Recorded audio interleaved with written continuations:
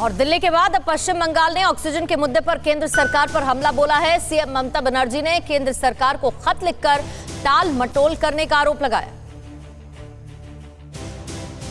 अकेले दम पर पश्चिम बंगाल की तीसरी बार सियासी बाजी जीतने के बाद सीएम ममता बनर्जी ने कोरोना काल में ऑक्सीजन के मामले में केंद्र सरकार के खिलाफ मोर्चा खोल दिया है। केंद्र को लिखे खत में सीएम ममता बनर्जी ने पीएम मोदी पर बड़ा हमला किया है। ममता ने केंद्र सरकार पर गंभीर आरोप लगाते हुए कहा कि बंगाल में जानबूझकर ऑक्सीजन प्लांट में देरी हो रही है। ममता बनर्जी ने सरकार पर आरोप लगाते हुए बयान दिया है कि पश्चिम बंगाल में केंद्र सरकार ने 70 ऑक्सीजन प्लांट लगाने की जानकारी दी थी। अब बंगाल की सियासी बाजी हारने के बाद केंद्र सरकार बयान दे रही है कि बंगाल में पहले चरण में सिर्फ 4 ही ऑक्सीजन प्लांट लगेंगे, बाकी 66 प्लांट के बारे में कोई खोज खबर नहीं है। केंद्र की वजह से बंगाल में ऑक्सीजन प्लांट लगाने की पूरक योजना तक पर भी काम नहीं हो पा रहा है। सीएम ममता बनर्जी ने इससे पहले वैक्सीनेशन के मुद्दे पर भी सरकार को घेर चुकी है। पश्चिम बंगाल में एक दिन में 20,846 नए केस सामने आए हैं, जबकि 136 लोगों की वायरस से जान चली गई है। 24 घंटे में 19,131 लोग रिकवर भी हुए हैं। पूरे राज्य में संक्रमितों का आंकड़ा 10,94,802 पहुँच गया है। अब तक 12,993 लोगों की मौत हो चुकी है।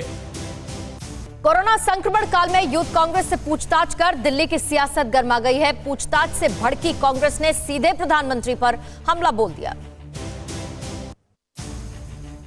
देश में कोरोना से मचे हाहाकार के बीच गरीब, बेबस और लाचार लोगों की जान बचाकर मसीहा बने यूथ कांग्रेस के अध्यक्ष बीवी श्रीनिवास से क्राइम ब्रांच की पूछताछ को कांग्रेस ने बड़ा सियासी मुद्दा बना दिया है। साल 2020 से अब तक कोरोना से कराह रहे लोगों के लिए दवा, ऑक्सीजन से लेकर राशन पहुंचाने में जुटे श्रीनिवास से पूछताछ करने जैसे ही क्राइम ब्रांच की टीम उनके दफ्तर पहुंची, कांग्रेस आग बबूला हो गई। गुस्से से बौखलाई कांग्रेस ने सीधे प्रधानमंत्री मोदी पर निशाना साध दिया। बी श्रीनिवास जी और युवा कांग्रेस की पूछताछ के लिए दिल्ली पुलिस को अमित शाह जी और नरेंद्र मोदी जी ने भेजा है। क्या इससे भी घृणित और गिरा हुआ कार्य कोई हो सकता है? श्रीनिवास के समर्थन में कांग्रेस के पूर्व अध्यक्ष राहुल गांधी, प्रियंका गांधी समेत कांग्रेस के सभी दिग्गज नेता भी मैदान में कूद पड़े। तो वहीं कोरोना काल में श्रीनिवास से रात दिन मदद मांगने वाले हजारों लोग भी सोशल मीडिया पर इंसाफ की मांग करने कूद पड़े हैं। श्रीनिवास सोशल मीडिया पर संदेश मिलते ही दवा, ऑक्सीजन और राशन लेकर कई बार कोरोना पीड़ितों की मदद करने खुद मौके पर पहुंच जाते हैं। रोजाना सोशल मीडिया के जरिए अपनों की जान बचाने के लिए लोग श्रीनिवास से मदद मांग रहे हैं। श्रीनिवास किसी को भी निराश नहीं होने देते हैं। कोरोना काल में गुजरात, महाराष्ट्र और केरल पर दोहरी मुसीबत आई है। चक्रवाती तूफान की चेतावनी के बाद तीनों राज्यों की टेंशन बढ़ गई।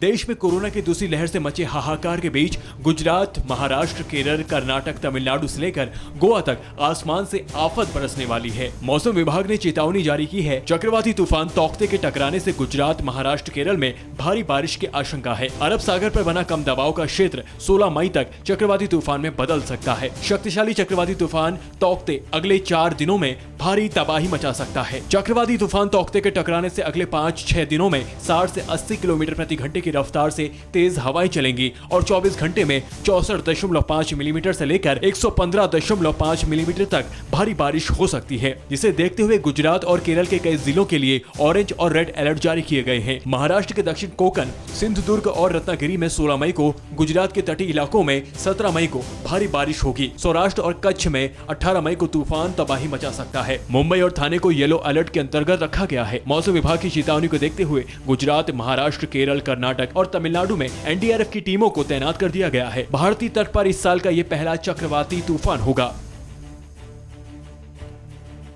कोरोना काल में पुलिस लॉकडाउन का सख्ती से पालन करवाने के लिए दिन से रात तक पेट्रोलिंग कर रही है, लेकिन हरियाणा के पलवल से जो खबर आई वो काफी चौंका देने वाली है।